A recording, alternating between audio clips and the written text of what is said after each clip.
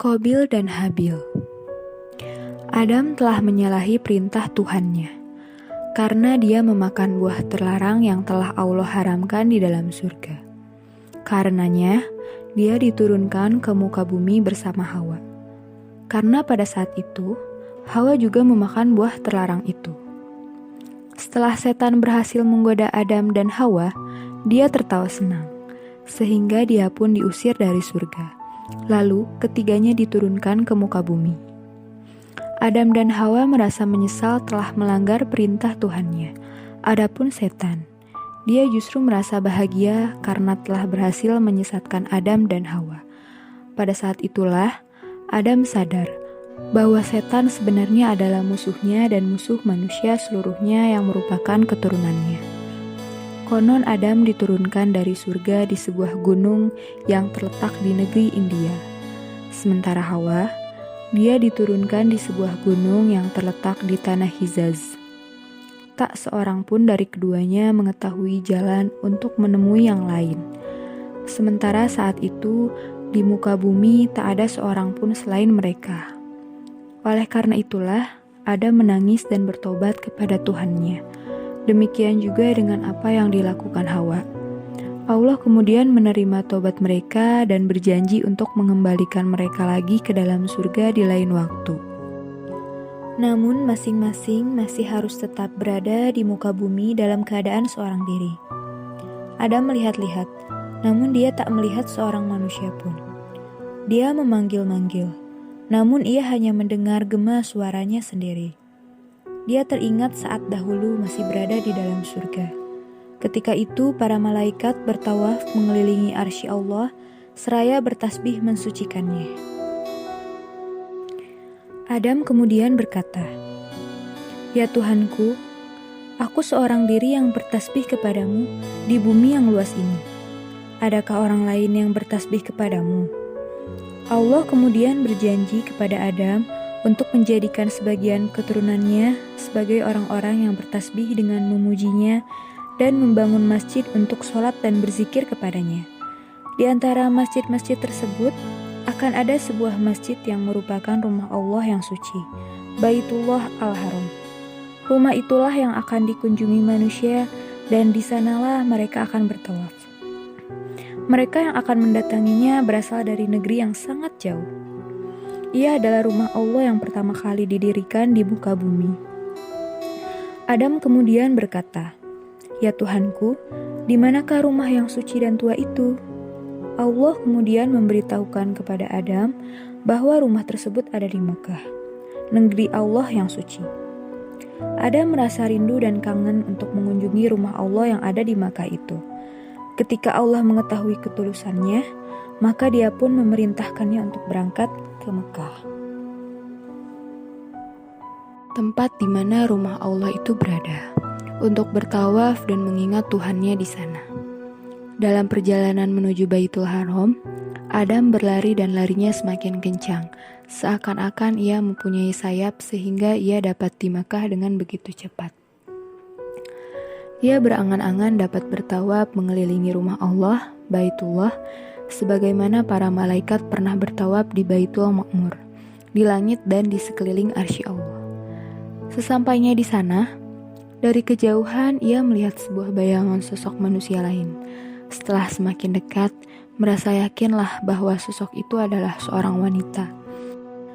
Dia pun menghamburkan dirinya dengan cepat ke arahnya, sementara hatinya seakan-akan terlepas dari tulang rusuknya karena kegembiraannya yang tak terperikan. Akhirnya, ia berhasil menemuinya. Sesungguhnya wanita itu adalah Hawa, istri tercintanya.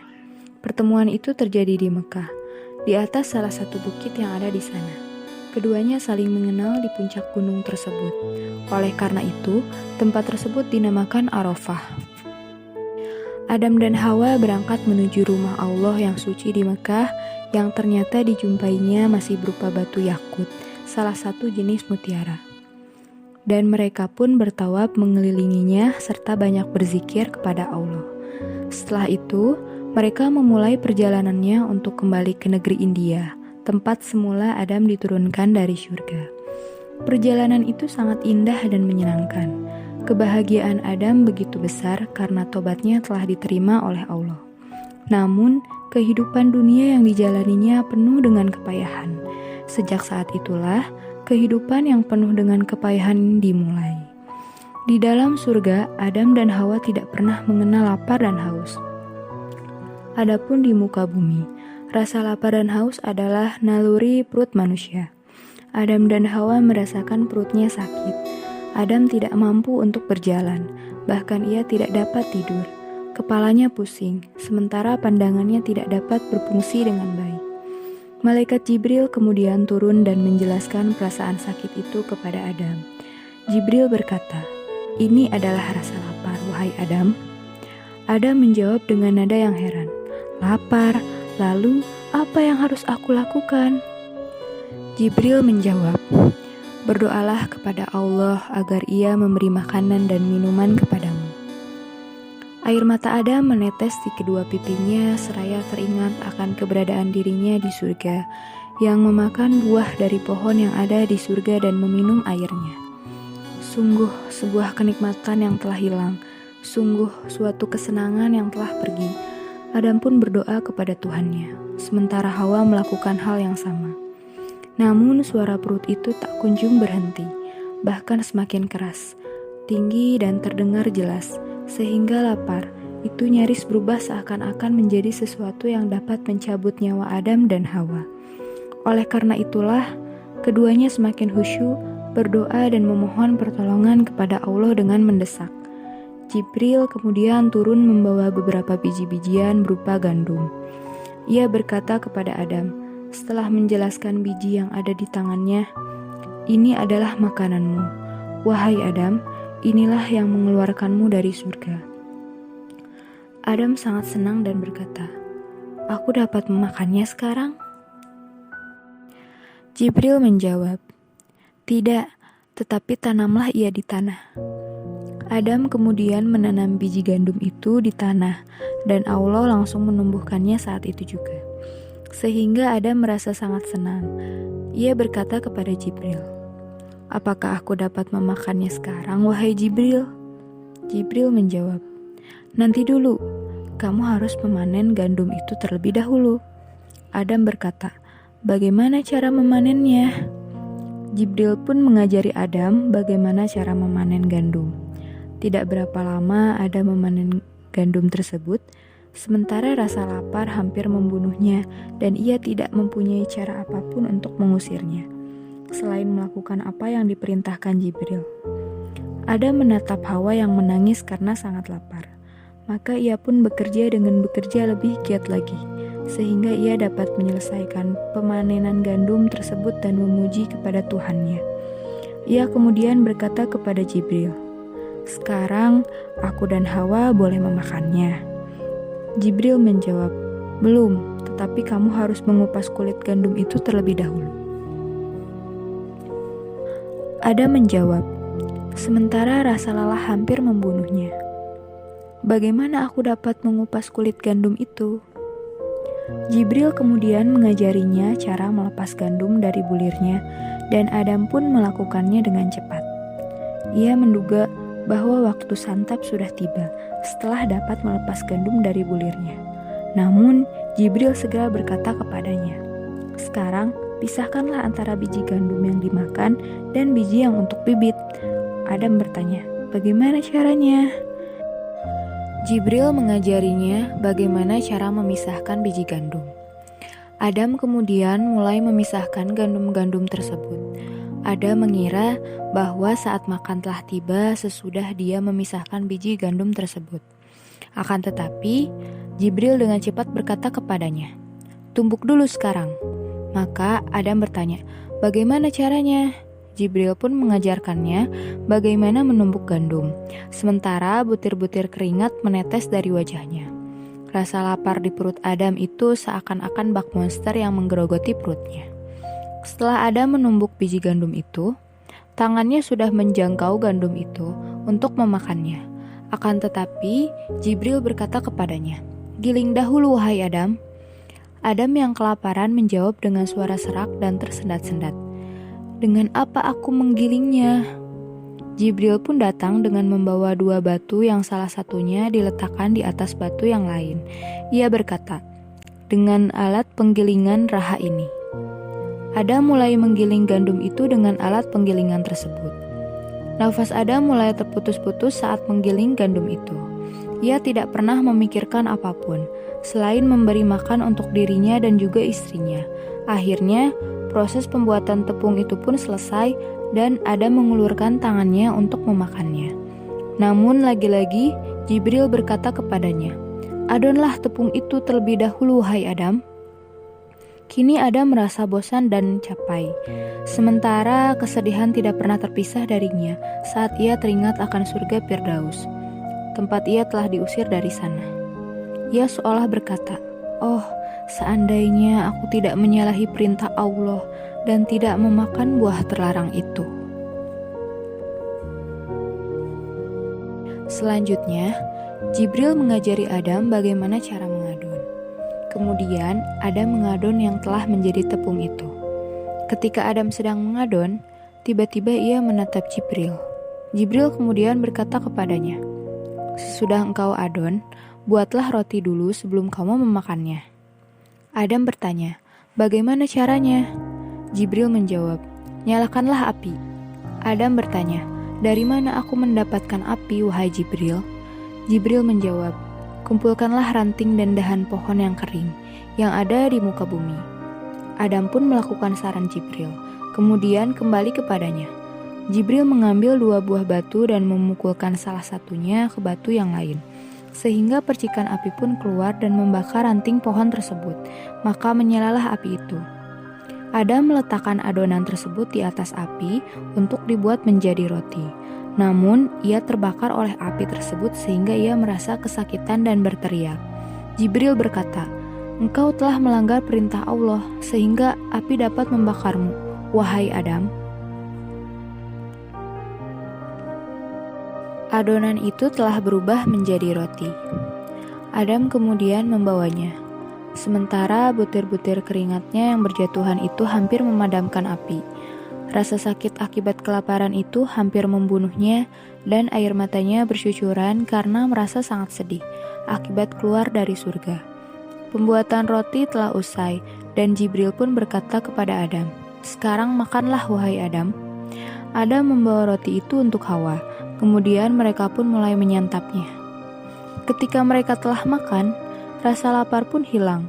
Ketika rasa lapar hilang, mereka teringat akan makanan surga yang begitu menggiurkan. Keduanya teringat akan perintah Allah kepada mereka agar keduanya tidak memakan buah pohon terlarang itu. Keduanya teringat saat-saat di mana mereka diusir dari surga. Menangislah mereka, dan isak tangis pun menjadi semakin keras. Hari-hari penuh kebahagiaan dan kesenangan di dalam surga telah berakhir, dan hari-hari yang keras di alam dunia telah dimulai. Mereka tidak mungkin kembali ke dalam surga, kecuali setelah mereka mati. Sungguh, waktu yang sangat panjang. Betapa kerasnya kehidupan di muka bumi bila dibandingkan dengan kehidupan di dalam surga. Inilah kenyataan dari kondisi Adam dan Hawa.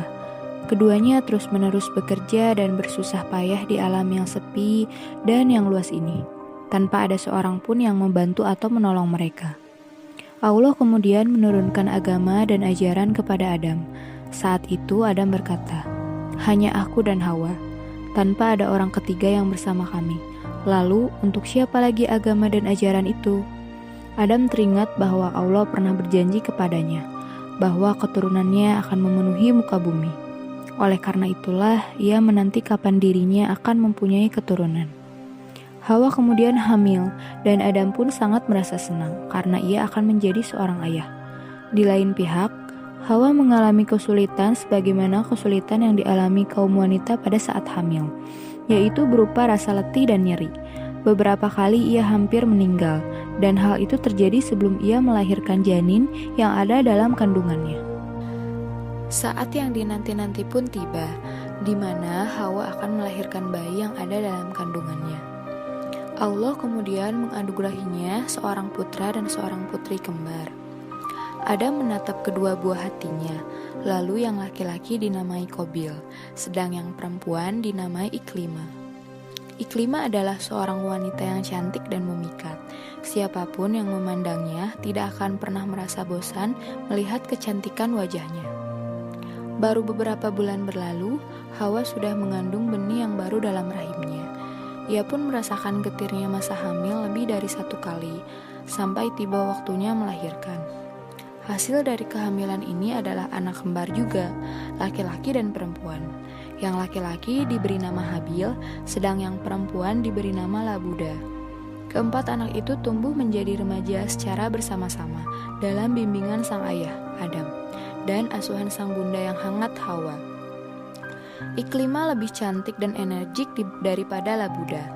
Namun hal ini tidak membuat Adam menjadi lalai karena selalu mencintai anak-anaknya tanpa membeda-bedakan antara yang satu dengan yang lainnya. Ketika anak-anak tersebut telah dewasa, mereka pun mulai membantu Adam dalam melaksanakan pekerjaannya. Qabil memilih menggarap lahan, membajak ladang, mengurusnya hingga tumbuh menjadi tanaman dan memanennya. Kemudian hasilnya ia gunakan untuk makan keluarganya. Sementara Habil memilih menggembala kambing dan hewan ternak di ladang-ladang yang hijau, agar mereka dapat meminum air susunya, memakan dagingnya, kemudian menjadikan bulunya sebagai perabotan rumah tangga, pakaian, dan bahan penutup. Adapun Iklimah dan Labuda, mereka tinggal di rumah bersama Hawa untuk melayani dan membantunya melaksanakan tugas-tugas rumah tangga. Pada suatu hari, keluarga Adam berkumpul mengelilingi makanan setelah matahari tenggelam dari permukaan cakrawala. Semua orang mulai menyantap makanan, sementara Qabil dan Habil sembari makan masing-masing mulai mencuri-curi pandang kepada sosok nan cantik, Iklimah, sehingga tatapan mata mereka berdua yang terpusat pada saudari mereka yang cantik diketahui oleh Iklimah. Keadaan itu disadari oleh Adam yang mulai merasakan bahwa kedua pemuda itu, Qabil dan Habil, sudah menginjak usia kawin, dan ia harus mengawinkan mereka. Karena tidak ada manusia lain di muka bumi selain mereka, maka syariat dan agama Adam memperbolehkan perkawinan saudara dengan saudarinya. Namun dengan syarat, seseorang tidak boleh kawin dengan kembarannya. Dengan demikian, Qabil akan mengawini Labuda yang dilahirkan bersama Habil, dan Habil akan mengawini Iklimah yang cantik yang dilahirkan bersama Qabil. Adam berniat untuk menceritakan rencana perkawinan itu kepada kedua orang putranya setelah makan. Setelah Adam dan anak-anaknya selesai makan, dia berkata kepada mereka sambil tersenyum, "Telah tiba waktunya untuk kami melihat anak-anak dan cucu-cucu kami. Karena itu, menikahlah Qabil dan Habil." Kedua anak laki-laki itu merasa senang. Sementara kedua anak perempuan, Adam tersipu malu mendengar berita itu, sehingga wajah keduanya memerah. Adam kemudian meneruskan perkataannya, "Menikahlah Qabil dengan Labuda, sementara Habil dengan Iklimah." Semua orang pun merasa senang, kecuali Qabil yang berteriak dengan marah, "Habil tidak akan pernah menikah dengan Iklimah. Iklimah hanya untukku, dan aku lebih berhak terhadapnya daripada Habil." Adam hendak menenangkan putranya seraya berkata, "Wahai Qabil, sesungguhnya Allah telah mengharamkan Iklimah untukmu. Dia hanya halal untuk Habil, maka taatilah Allah." Qabil menjawab, "Tidak, aku tidak akan pernah menaati selain hanya diriku. Iklimah untuk Qabil, bukan untuk Habil." Qabil harus menikah dengan Labuda. Karenanya, Qabil merasakan api yang berkobar dalam dada dan hatinya. Ia menatap Iklimah dan ia merasakan bahwa Iklimah lebih cantik daripada yang pernah dilihatnya. Iklimah seperti matahari yang menerangi kegelapan malam. Qabil tidak tahu bahwa musuhlah yang menyalakan api itu di dalam dada dan hatinya. Sang musuh adalah setan. Qabil meninggalkan rumah, sementara rasa marah hampir membunuhnya. Ia berjalan sambil menatap hamparan bumi. Ia tidak tahu kemana akan melangkah atau ke tempat mana akan menuju. Tidak ada hal lain dalam otaknya selain Iklimah. Setan mendapati Qabil sebagai mangsa yang empuk. Maka ia pun mulai membisikkannya dan menelusup ke dalam hatinya seraya mengatakan, "Ternyata Habil adalah orang yang lebih diutamakan dan lebih dicintai oleh Adam daripada kamu. Lalu dia pun akan dinikahkan dengan si cantik Iklimah. Sementara kamu akan dikawinkan dengan si buruk rupa Labuda. Setan mulai menambah api permusuhan dan menyulutkannya. Ia berkata, Habil enak, pekerjaannya cuma sebagai penggembala yang tak begitu capai. Sementara Qabil adalah petani yang harus bangun lebih awal, mengurus tanah dan membajaknya, memanen tanaman, mengupas dan memilah-milahnya. Lalu setelah semua itu, mereka justru akan menikahkannya dengan Labuda, si buruk rupa. Sementara Habil yang kerjanya enak mendapat keberuntungan dengan menikahi Iklimah. Ini tidak adil. Qabil lupa bahwa setiap pekerjaan memiliki kesulitan dan keletihannya sendiri-sendiri. Dan pengembala kambing pun merasa letih dalam mengembalakan kambing-kambingnya. Dialah yang menjaga kambing-kambing itu dari serigala, mengobati kambing yang sakit, memberi pakan dan minum kepadanya, dan menjaganya dengan penuh perhatian. Namun bisikan hawa nafsu sudah sedemikian tinggi. Qabil bersumpah bahwa Iklimah hanya untuk dirinya seorang. Maka terjadilah apa yang akan terjadi. Qabil kembali ke rumahnya, dan ia mendapati ayahnya masih terjaga dalam keadaan roman kesedihan tercemin di wajahnya. Sang ayah sedih karena setan telah menguasai putranya. Padahal ia sangat mencintai Qabil dan Habil tanpa membeda-bedakan keduanya sedikit pun. Adam berkata, Wahai Qabil, berikanlah kurban dari tanamanmu kepada Allah, dan Habil pun akan memberikan kurbannya dari kambingnya. Siapapun dari kalian yang Allah terima kurbannya, dialah suami Iklimah. Keduanya menerima ide itu, maka keduanya bersiap untuk memberikan kurbannya kepada Allah. Adapun Adam, karena waktu haji telah tiba, ia pergi menuju Ka'bah untuk bertawaf mengelilinginya. Ia meninggalkan India menuju Mekah. Sementara itu, kedua bersaudara yaitu Qabil dan Habil telah bersiap untuk memberikan kurbannya kepada Allah. Tanda Allah menerima kurban tersebut adalah turunnya api putih dari langit yang akan menyambar kurban tersebut. Adapun jika Allah tidak menerimanya, maka kurban itu akan tetap ada di muka bumi sampai membusuk, dan tidak akan ada satu pun orang, hewan, atau burung yang mendekatinya. Habil pergi menuju kambing dan hewan ternaknya.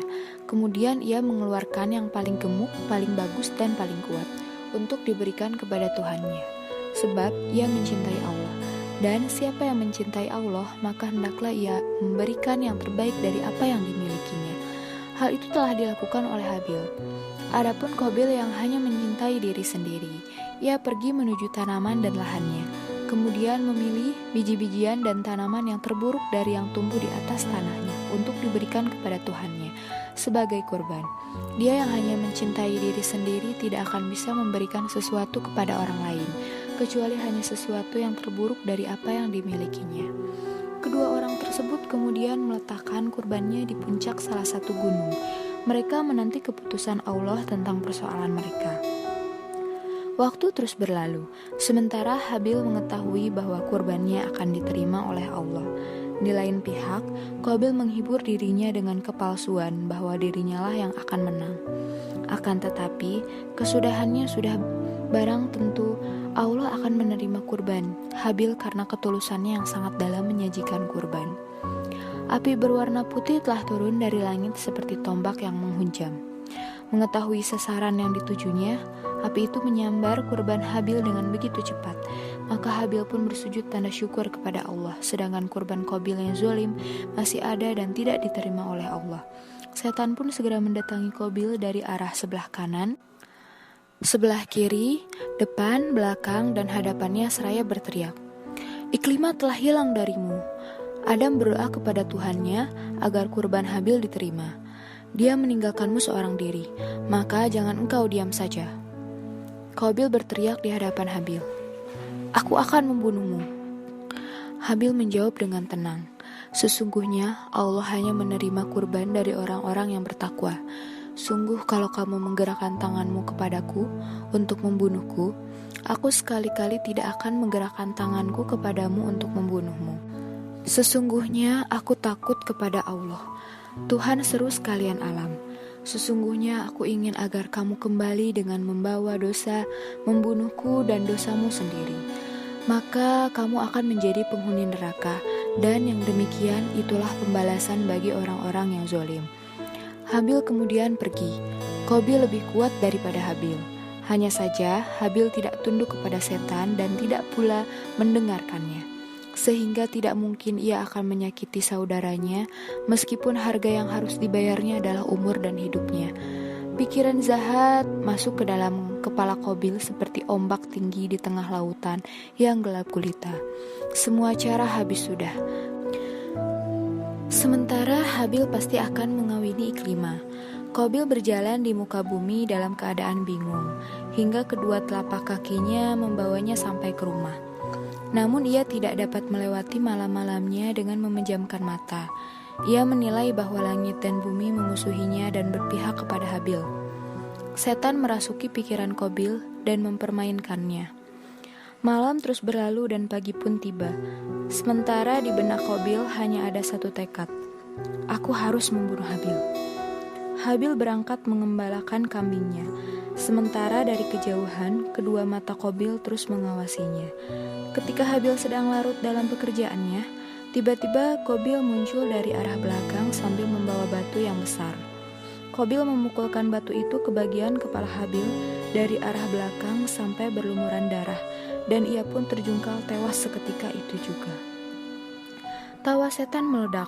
Sesungguhnya ia telah berhasil memenangkan babak baru dalam pertarungan melawan Adam. Pertama kali ia telah berhasil mengeluarkannya dari dalam surga. Kemudian sekarang ia telah berhasil menyaksikan seorang saudara membunuh saudaranya sendiri. Qabil tertegun di hadapan jasad Habil yang tak bernyawa dan tak bergerak. Ia tidak tahu apa yang harus dilakukannya.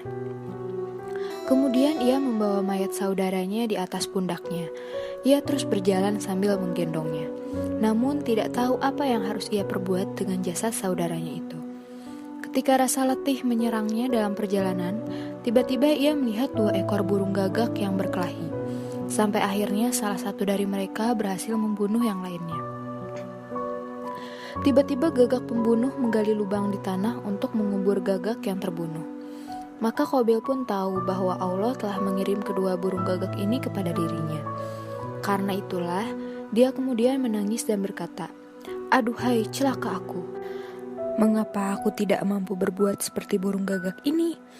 Lalu aku dapat menguburkan mayat saudaraku ini." Qabil kemudian berdiri menuju tanah yang lapang untuk menggali lubang bagi mayat saudaranya. Kemudian meletakkan mayat saudaranya di dalam lubang tersebut. Inilah lubang yang menjadi kuburan pertama di muka bumi. Bagi seorang korban pertama yang kuburannya digali langsung oleh sang pembunuh pertama. Sesungguhnya Qabil telah membunuh 1/6 penduduk bumi pada waktu itu. Ketika Adam kembali dari melaksanakan ibadah haji, dia mendapati salah seorang putranya telah tewas, sedang putra yang lain telah menjadi pembunuh. Namun ternyata bumi tidak mau menyerap darah Habil. Tumbuh-tumbuhan menjadi berduri, padahal sebelumnya tidak berduri, dan hewan-hewan menjadi lari dari manusia setelah terjadinya tindak kejahatan yang mengerikan ini. Adam menyaksikan Qabil, putranya, telah merampas Iklimah dan menculiknya.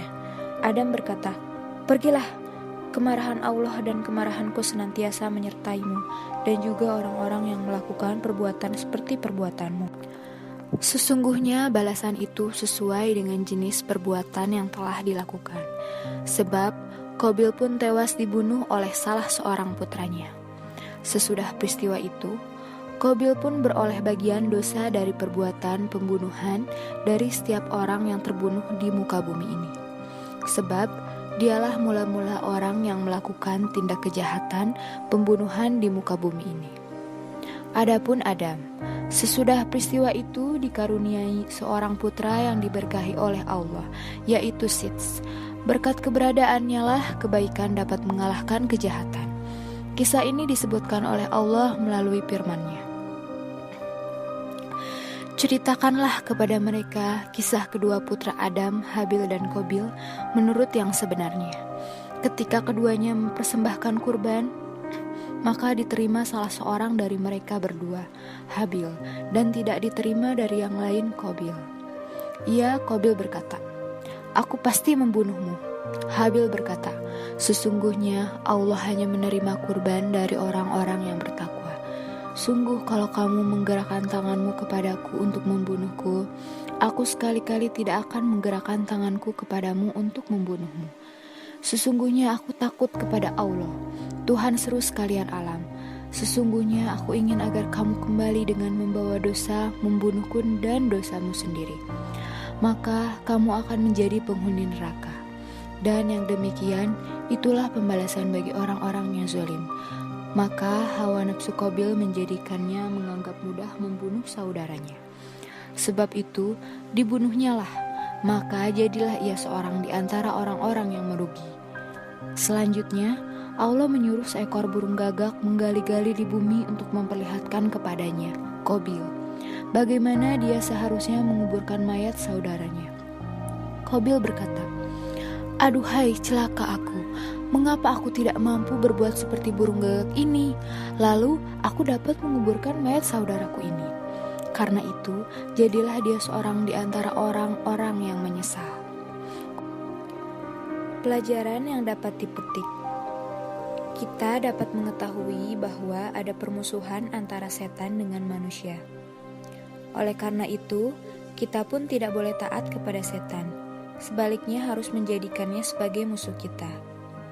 Perbuatan maksiat merupakan penyebab kemurkaan Allah, sedangkan ketaatan adalah penyebab turunnya rahmat.